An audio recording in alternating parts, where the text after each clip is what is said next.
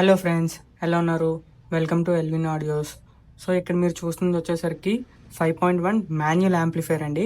So మనకి ఇది order వచ్చేసి తిరుపతి డిస్ట్రిక్ట్ పుత్తూరు నుండి లోకేష్ గారు అయితే ఆర్డర్ ఇచ్చారండి. సో ఆయన రిక్వైర్మెంట్స్ వచ్చేసరికి per channel 100 what and sub కి 250 వాట్ ఆర్ఎంఎస్ పవర్ కావాలన్నారండి. సో దానికి మనం యూజ్ చేసిన బోర్డ్స్ అండ్ ఏమేమి యూజ్ చేసామో ఇప్పుడు చూద్దాం. సో ఆయనకి మాన్యువల్ కావాలన్నారు కాబట్టి సో మాన్యువల్ కూడా మనం డైరెక్ట్గా ప్రోలాజిక్ బోర్డ్ తీసుకోకుండా ఇండివిజువల్ బోర్డ్స్ అయితే తీసుకున్నామండి. సో బేస్ ట్రాబుల్కి వచ్చేసరికి మనం వసంత్ కంపెనీ నుండి తీసుకున్నాం.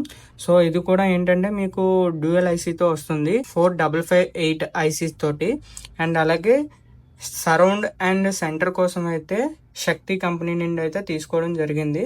అండ్ అలాగే సబ్ ప్రీ వచ్చేసరికి వసంత్ కంపెనీ నుండి గ్రాండ్ సబ్ అయితే తీసుకోవడం జరిగిందండి. సో ఇది కూడా ఏంటంటే మనకి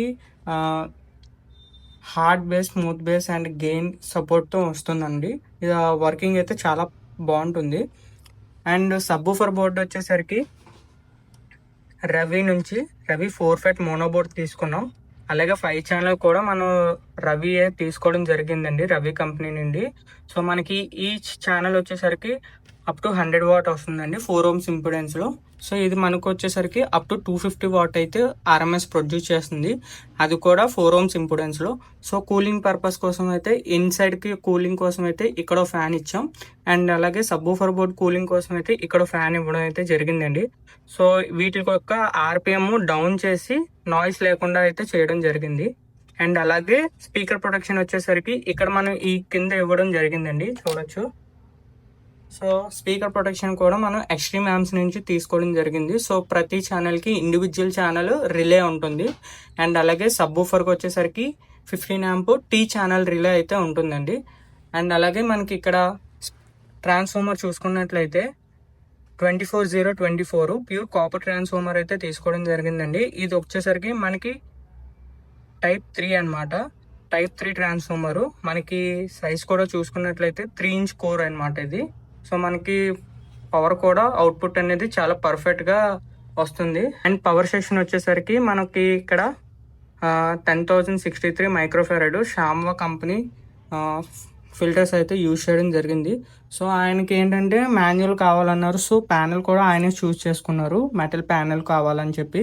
అండ్ అలాగే వైరింగ్ కూడా ప్రాపర్గా అయితే చేయడం జరిగింది.